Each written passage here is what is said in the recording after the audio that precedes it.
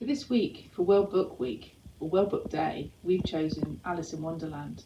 And as you can see from the display here, there are many different types of Alice in Wonderland books.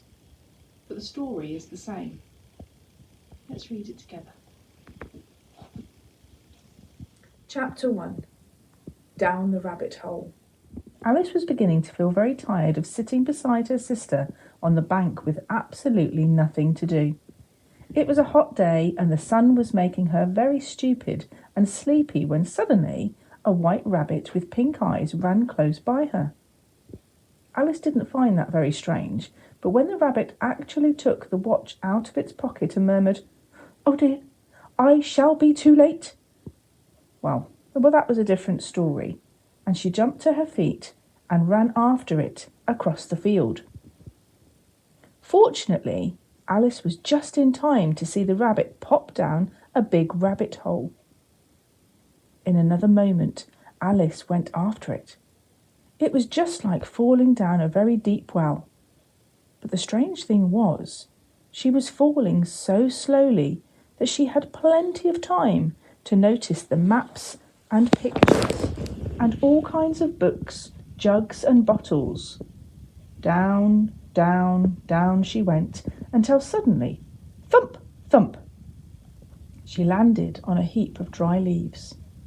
The fall was over. To her great relief, the white rabbit was still in sight, and Alice hurried after it. She was just in time to hear it murmur, "Oh, my ears and whiskers, how late it's getting," before it turned a corner and disappeared. Alice was now in a long hall. All the doors around the hall were locked, but on a glass table she spied a tiny golden key.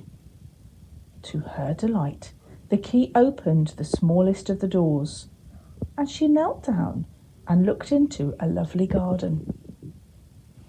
It was the loveliest garden you ever saw, and Alice longed to be walking in it. But she couldn't even push her head through the doorway. "Oh, and even if I could," she told herself sadly, "my head would be of little use without the rest of me." There didn't seem much point waiting beside the door, so she went back to the table. There, to her surprise, she saw a little bottle, which had certainly not been there before. Around its neck was a label with the words, "Drink me," printed on it. "I might as well," said Alice. The mixture inside was really very nice, for it tasted of custard, cherry pie, toffee, and hot buttered toast. Alice finished it. Then something very curious happened. She began growing smaller and smaller. "Now I'm just about the right size to get into that lovely garden," she told herself, as soon as she felt she had stopped shrinking. Alas, poor Alice!